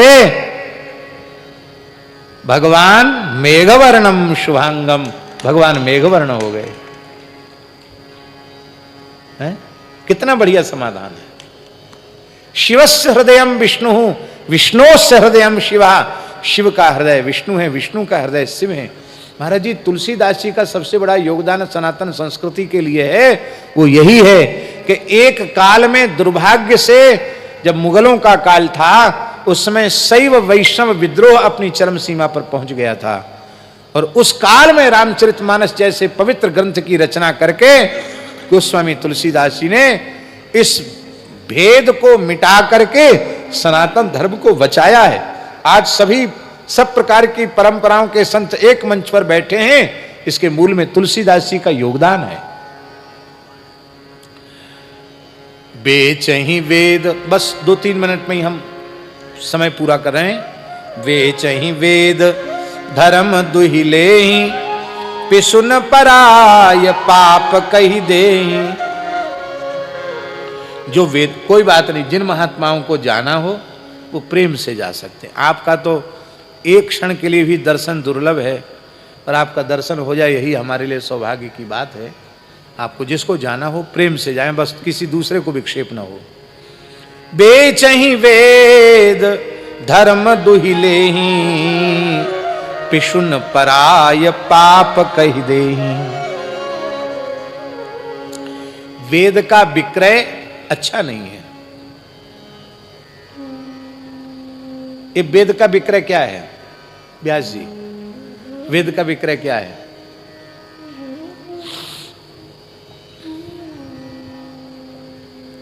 एक सज्जन थे, शहर का नाम हम नहीं लेंगे, नाम तो मुंह पे आ रहा था लेकिन मन ने रोक दिया। उनको एक कथा करानी थी तो पूज्य गुरुदेव पहाड़ी बाबा ने वृंदावन के एक सुप्रसिद्ध वक्ता के पास उनको लेकर हमको भेजा। हम विद्यार्थी जीवन में थे। ये बात होगी लगभग 30 वर्ष पुरानी बात होगी। तो वे महानुभाव बोले, सीधे ही, मेरे जीवन का पहला अवसर था, कि अरे भाई कथा तो हो जाएगी, बाबा ने भेजी है तो बहुत अच्छी बात है, पर ये बताओ दान दक्षिणा तो बताओ कहाँ मिलेगी वहाँ की नहीं।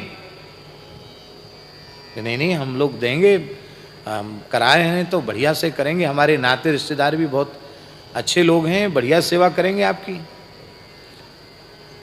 तो पहले तो उन्होंने कहा हमारे ब्राह्मणों को ये देना होगा, बोले हाँ ठीक है देंगे। फिर उन्होंने कहा मंच कितना बड़ा बनेगा, ये होगा वो होगा, सारी बात तय हो गई। अंत में उन्होंने कहा हमारी भेंट विदाई तो आपने बताई नहीं। तो उन्होंने कहा आपने इतनी बड़ी तैयारी बता दी, इसी हिसाब से हम आपकी सेवा करेंगे, कम नहीं करेंगे। बोले नहीं नहीं ऐसे नहीं, बोले हम दूसरों काम ना करें सेठ जी, हम तो बच्चापन से यही काम कर रहे हैं।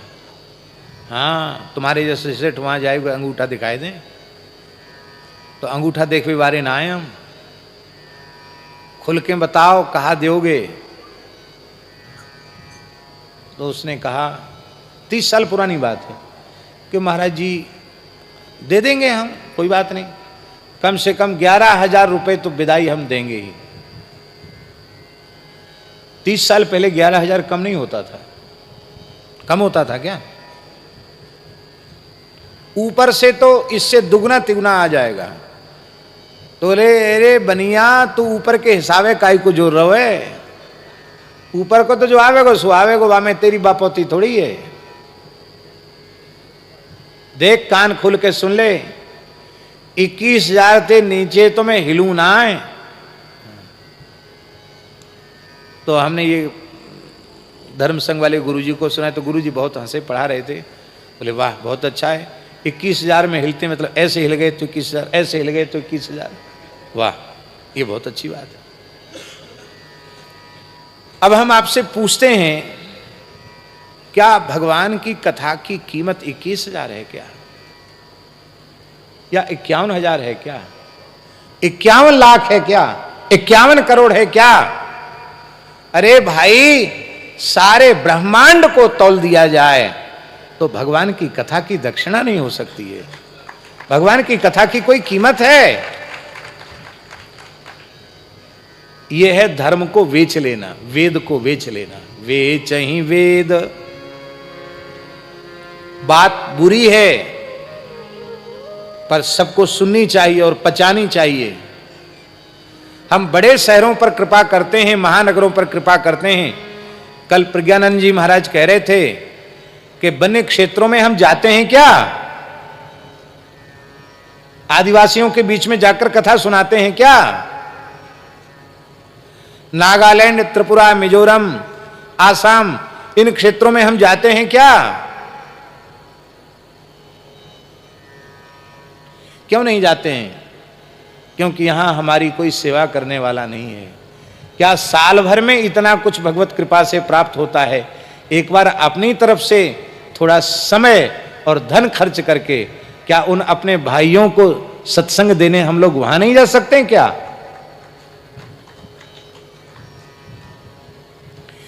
यदि ऐसी प्रवृत्ति केवल धर्म के नाम पर धनार्जन की प्रवृत्ति जब से बड़ी है तभी से धर्म का नाश हुआ है। इसलिए बेच ही वेद धर्म दुह लें, ये वेद का विक्रय है। धर्म को दुह लेते हैं और वेद को बेच देते हैं। वो पाप मुझे लगे यदि मेरे मत से राम जी गए हों। और पिसुन पराय पाप कही दे, चुगलखोरों को चुगली से जो पाप लगता है वो पाप मुझे लगे। चुगलखोरी को इतना बड़ा पाप भरत जी ने माना है। जो पाप पापी को पाप करने से होता है, सूचकस्यापि तद्भवेत्, उस पाप की चुगली करने वाले को भी वही पाप लग जाता है। इसलिए धर्मात्मा पुरुष किसी के पाप की चुगली नहीं करते हैं। चुगलखोर को जो पाप लगता है वो मुझे लगे। और कपटी कुटिल कलह प्रिय क्रोधी, वेद विदूषक विश्व विरोधी। जो कपटी हैं, कुटिल हैं, झगड़ालू हैं, क्रोधी हैं और वेद के विदूषक हैं, वेदों की निंदा करने वाले। वेद विदूषक कौन है? जो धर्म शास्त्र की मनमानी व्याख्या कर रहे हैं वे वेद विदूषक हैं। ऐसे विश्व विरोधी लोगों को जो पाप लगता है वो पाप मुझे लगे, यदि मेरे मत से राम जी बन गए हो तो। लोभी लंपट लोलुप चारा, जे ता कहीं परधन परदारा, पावों में तिनकी गति घोरा, जो जननी यह सम्मत मोरा। लोभी लंपट माने लोलुप अजितेंद्रिय पुरुष, दुराचारी पुरुष, जो परस्त्री और परधन पर गिद्ध दृष्टि रखते हैं, ऐसे लोगों को जो पाप लगता है परधन और परस्त्री के भोग से, वो पाप मुझे लगे, उनकी घोर गति मुझे मिले। जो मनुष्य जन्म प्राप्त करके साधु संग नहीं करते, परमार्थ के पथ के पथिक नहीं है। जो हम चर्चा कर रहे थे ना, धर्म अलग है, अध्यात्म अलग है। अध्यात्म धर्म माने क्रियात्मक, और अध्यात्म माने जिसका अंतःकरण से आत्मा से संबंध हो। परमार्थ के पथ पर जो नहीं चलते हैं और जो मनुष्य जन्म प्राप्त करके भगवान का भजन नहीं करते हैं, जे न भजही हरि नर तन पाई, जिनहि न हरिहर सुजस सुहाई। भगवान की हरिहर के चरित्र जिन्हें अच्छे नहीं लगते, जो वैदिक मार्ग का त्याग करने वाले हैं, दूसरों को ठग करके और छल करके अपनी लोलुपता की, अपनी इंद्रियों की तृप्ति करने वाले हैं, ऐसे लोगों को जो गति मिलती है, वो गति शंकर जी मुझे दें। तिनके गति मोहि शंकर देव, शंकर जी दें। शंकर जी क्यों दें भाई? शंकर जी कहां से चले आए यहां? तिनके गति मोहि श्री हरि देव, जननी जो यह जाने भेव। श्री हरि कह दें तो भी तो कोई अंतर नहीं है, पर शंकर देव क्यों कहा?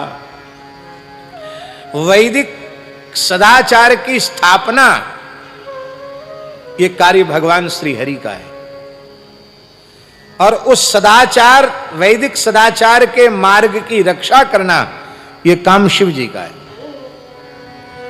इसलिए कागभूषुंडी जी के प्रसंग में शिव जी ने क्या कहा? जो खल दंड करऊं नहीं तोरा, भ्रष्ट हो ये श्रुति मार्ग मोरा। यदि मैं तुझे दंड नहीं देता हूं तो श्रुति का मार्ग नष्ट हो जाएगा। इसलिए ये शंकर जी का काम है धर्म को बचा के रखना, इसलिए शंकर जी हमको दंड दें। मातु भरत के बचन सुनि साचे सरल सुभाए, कहत राम प्रिय तात तुम सदा बचन मन काए। सुन करके भरत जी की वाणी को कौशल्या जी रो पड़ी, खींच करके भरत जी को छाती से लगाकर कहा, बेटा भरत तुम मनवाणी कर्म से राम जी के प्राणों से भी अधिक प्रिय हो। राम प्राण हुते प्राण तुम्हारे, तुम्हारे प्राणों के प्राण राम जी हैं, तुम रघुपति ही प्राण हुते प्यारे। राम जी भी तुमको प्राणों से अधिक प्रेम करते हैं, तुम्हें भी राम जी प्राणों से अधिक प्रिय हैं। चंद्रमा विष चुआने लग जाए, हिमालय आग की वर्षा करने लग जाए, मछलियां जल से विरक्त हो जाएं, ज्ञान होने पर भी अज्ञान न मिटे, मोह न मिटे, ये संभव है, असंभव है, पर असंभव संभव हो जाए, पर तुम स्वप्न में भी श्री राम जी के विमुख हो जाओगे, राम जी के विरोधी हो जाओगे। बेटा भरत ये संभव नहीं है। और अंतिम में जजमेंट तो ऐसा दे दिया कौशल्या जी ने कि जितने लोग वहां खड़े थे सबके कान खड़े हो गए। बोले भैया भरत जी के प्रति दूसरी बात मत सोच लेना, जिनके मन के मलाल थे ना, मलिनता सब खत्म हो गई। वो बोले, माता कौशल्या क्या बोल रही है? मत तुम्हार यह जो जग कहीं, सो सपने हूं सुख सुगति न लाई। जो यह कहेंगे कि यह तुम्हारा मत है श्री राम वनवास में, उनको जागृत की तो चले क्या, स्वप्न में भी न सुख मिलेगा न उत्तम गति मिलेगी। अब सबके हृदय एकदम साफ हो गए, निर्मल हो गए। माता ने भरत जी को छाती से लगा लिया। और महाराज जी आप विचार करें, भरत जी की वाणी कैसी निर्मल और निश्चल वाणी है कि अभी दशरथ जी का संस्कार नहीं हुआ है। कैसी विकट परिस्थिति है, और उस परिस्थिति में था न पयस्र वहीं नयन जल छाए। माता ने भरजी को गोद में लिया तो उनके स्तनों से वात्सल्य के कारण दूध झरने लग गया, उनके नेत्रों से प्रेमाश्रु जल बहने लग गया। और पूरी रात भरजी को गोद में लेकर के माता रोती रही, भरत जी भी रोते रहे। प्रातःकाल वशिष्ठ जी आए।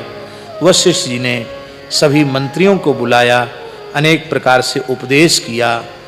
और अब उपदेश इतने जल्दी तो गुरु जी का पूरा होगा नहीं, कुछ न कुछ उपदेश में समय लगेगा। तो जो कल तक की कथा का समय है वो गुरु शिष्य के संवाद में जाने दें। यहीं हम कथा का विराम करते हैं। और बड़ी सुंदर बात है, अब समय यही रहेगा, कल क्या घोषणा करनी है, हैं? बहुत अच्छी बात। श्री वृंदावन बिहारी लाल की जय। श्री सुरभ, हाँ भैया 1 मिनट रुक जाएं। हमने पहले बोला था कि 5-7 मिनट हमारे दिनेश जी भाई साहब कुछ बोलेंगे, तो आप कुछ तो कह दीजिए, सब लोग सुन लेंगे। हाँ हाँ, ऊपर आ जाए, एक कुर्सी दे दे, खड़े होकर बोलेंगे।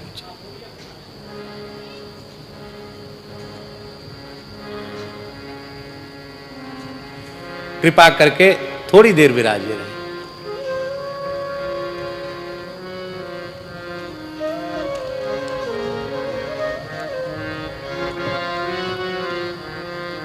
आदरणीय परम संतों के प्रति अनुराग रखने वाले श्री अशोक सिंघल जी का इस पूरे प्रकल्प के साथ हृदय से जुड़ाव था। उन्हीं का स्मरण करके हमारी ये भावना रहती है कि आज उन्हीं के स्थान को सुशोभित कर रहे हैं हमारे दिनेश जी भाई साहब। इनका भी पूरा सहयोग तो है ही है, और अधिक पूरी शक्ति और उत्साह से इस पूरे विश्व के इस अलौकिक प्रकल्प को इनका उत्साहपूर्ण सहयोग प्राप्त हो, हम इसकी अपेक्षा रखते हैं। ओम कृष्णम वंदे जगद्गुरु। व्यासपीठ और व्यासपीठ पर बैठ करके हम सबको इतना ज्ञानवर्धक, आनंदवर्धक और जीवन जीने की कला का जो दिशा निर्देशन इस कथा के माध्यम से, भरत चरित्र के माध्यम से दे रहे हैं, ऐसे पूज्य राजेंद्र दास जी को साष्टांग प्रणाम करता हूँ। पूज्य संत सभी किन किन के नाम लूँ, सभी को मैं प्रणाम करता हूँ, और श्रद्धेय माताएं बहनें और आदरणीय बंधुओं, उन सबको भी नमन करता हूँ। मुझे भी स्वयं अच्छा नहीं लग रहा, इतना आनंद आ रहा था कथा में। जीवन के कितने पहलू अलग अलग माध्यम से उन्होंने दिए, वास्तव में उन सबका मन से चिंतन मनन करते हुए क्रिया में, अपने दिनचर्या और जीवनचर्या में उतारने की स्थिति में हम आ जाएंगे तो हमारा जीवन सार्थक हो जाएगा, धन्य हो जाएगा। हमारे महापुरुषों ने कहा है कि अपना लंबी आयु प्राप्त हुई उसमें अपने जीवन की सार्थकता नहीं है। जीवन की आयु कितनी है, कम ज़्यादा वो नहीं है।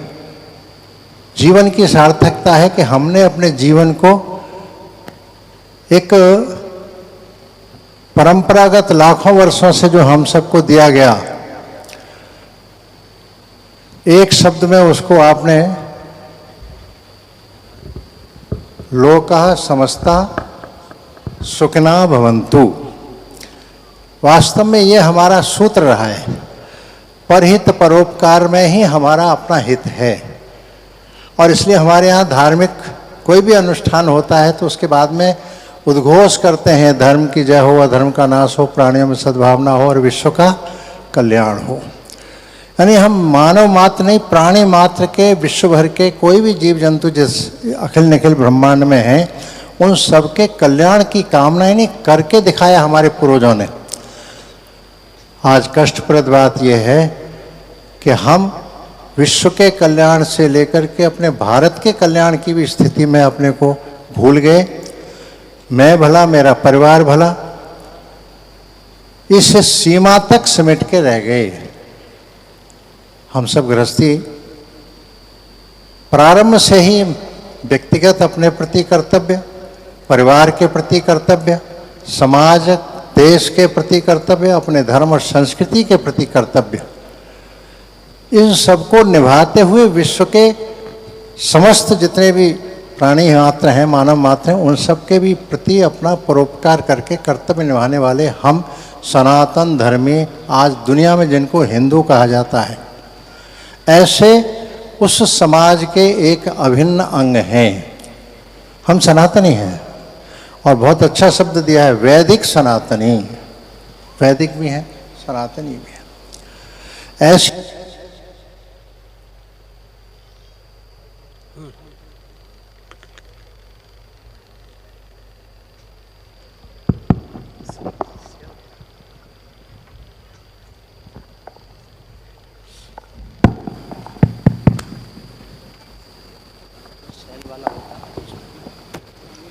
हमको अपनी पुरानी व्यवस्था, पुरानी परंपरा, पुरानी मान्यता, जो भी व्यवस्थाएं हमारी, उन सबको फिर से समझकर अपने जीवन में, अपने परिवार में और अपने समाज में फिर से लानी आवश्यक है। उसी में से ही अपना और अपने सबका भला होने वाला है। पर यहाँ यास्क ऋषि जी का एक वाक्य याद आता है। यास्काचार्य, बहुत श्लोक तो मुझे याद नहीं, उसका भावार्थ बता सकता हूँ। पहले श्लोक में तो उन्होंने ये कहा है कि अगर हमको अपने इस सेवा पर परमार्थ करना है तो शरीर से ही करना पड़ता है।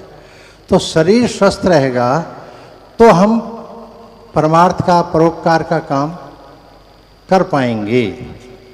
और इसलिए शरीर स्वस्थ रखने के लिए, शरीर को मजबूत रखने के लिए रीढ़ मजबूत चाहिए। और ये बात ठीक है कि नहीं? थोड़ा भी आजकल डिस्क प्रॉब्लम हो जाती है, समस्या हो जाती है, बैठना उठना, चलना फिरना कठिन हो जाता है। अगले वाक्य में उन्होंने क्या कहा है?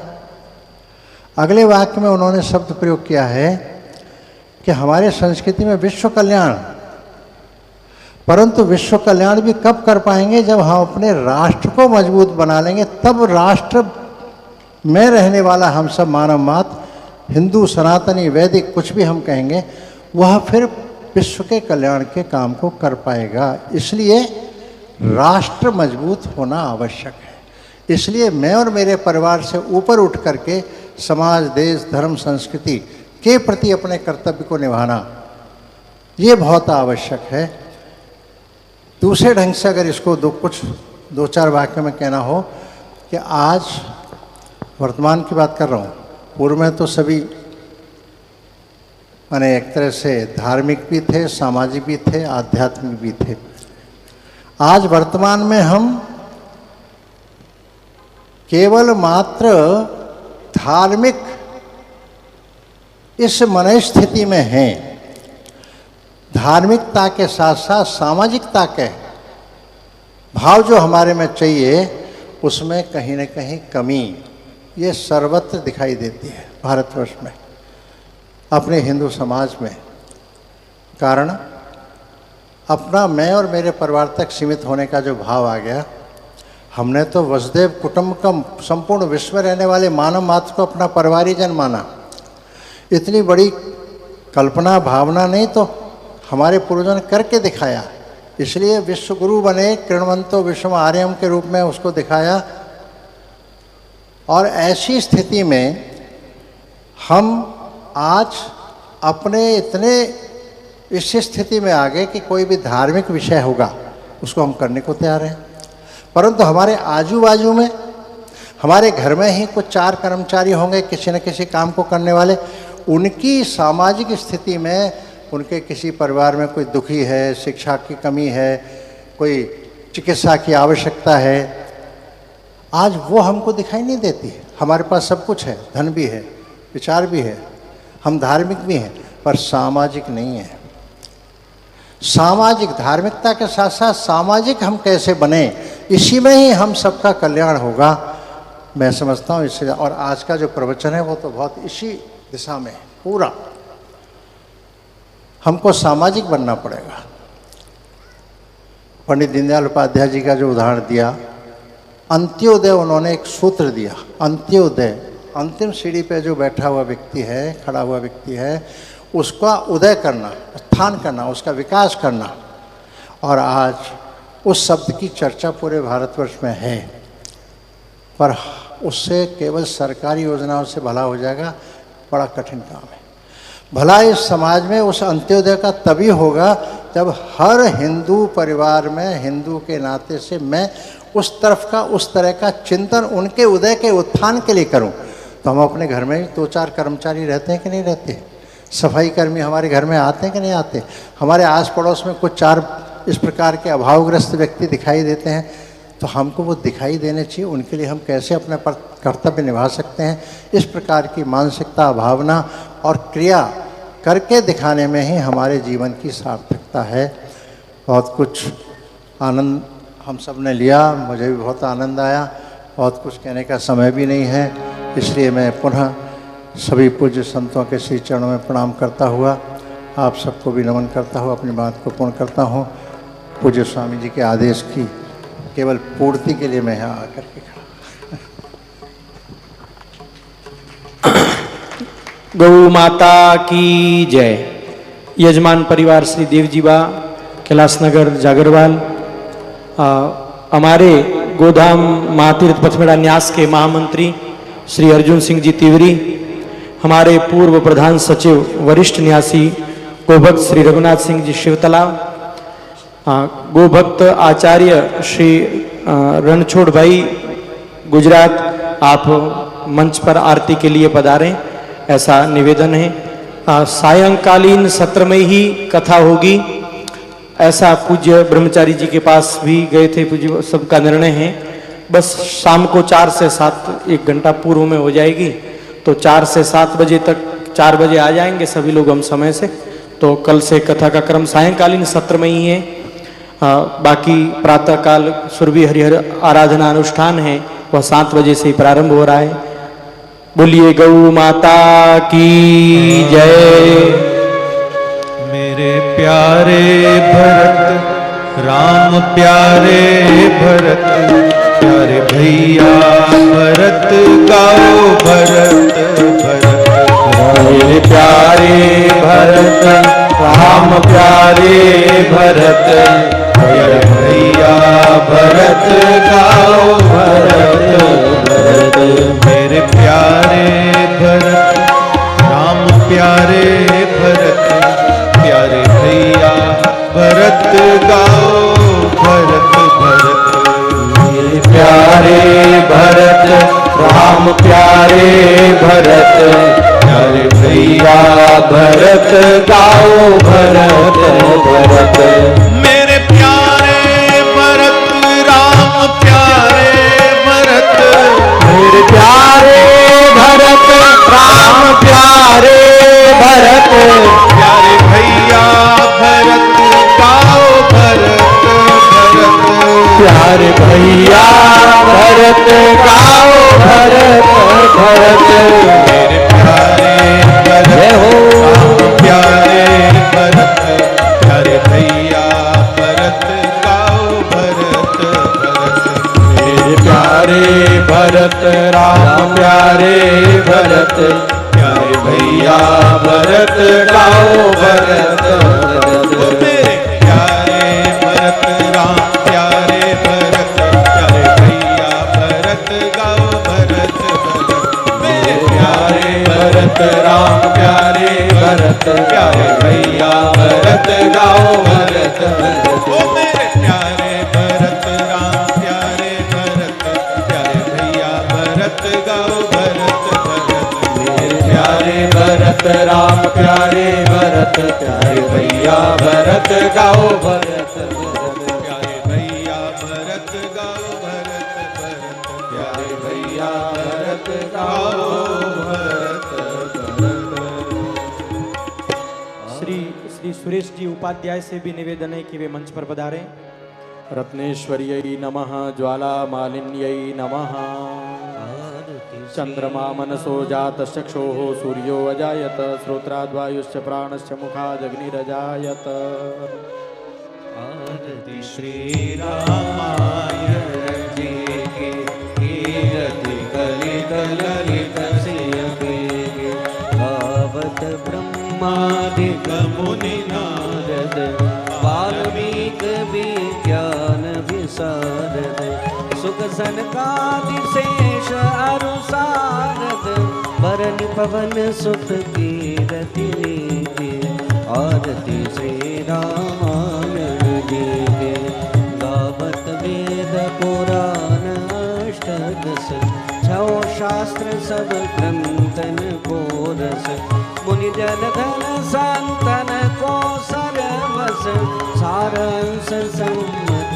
सब जीवे आरती श्री रामायण जी के गावत संतत शंभु भवानी अरुघट संभव मुनि विज्ञानी व्यास आदि कवि वर्ज बखानी कागव सुंडी गरुड़ देवी आरती श्री रामायण जी के कलिमल हरनि विषय रस फीके सुभग सिंगार मुक्ति जुगति के दलन रोग भव मोरिया तात मात सब विधि तुलसी आरती श्री रामायण जी की रति ललित ललित सिया की आरती श्री रामायण जी जलेन शीतलीकरणं पुष्पैः देवताहिन्द्रम् आरोग्यार्थे स्वात्माहिन्द्रम् आरार्तिक्यं समर्पयामि मंत्रपुष्पांजलि ओं जगनेन जग्नमयजन्त देवास्तानि धर्माणि प्रथमान्य शन्नाते हनाकं महिमानः सचन्त यत्र पूर्वे साध्याः सन्ति देवाः नानासुगन्धिपुष्पाणि यथा कालोद्भवानि च पुष्पाञ्जलिर्मया दत्त गृहाण परमेश्वर मंत्रपुष्पांजलिं समर्पयामि श्री रामचंद्राभ्यां नमः। बोलिए श्री सीतारामचंद्र भगवान की जय। श्री अयोध्यानाथ भगवान की जय। श्री पथमेड़ा गोधाम की जय। श्री मनोरमा गोलोक तीर्थ की जय। श्री सुरभि माता की जय। श्री गोकरुणा चातुर्मास्य महामहोत्सव की जय। शब संतन की जय। शब हरिभक्तन की जय। आज के आनंद की जय। जय जय।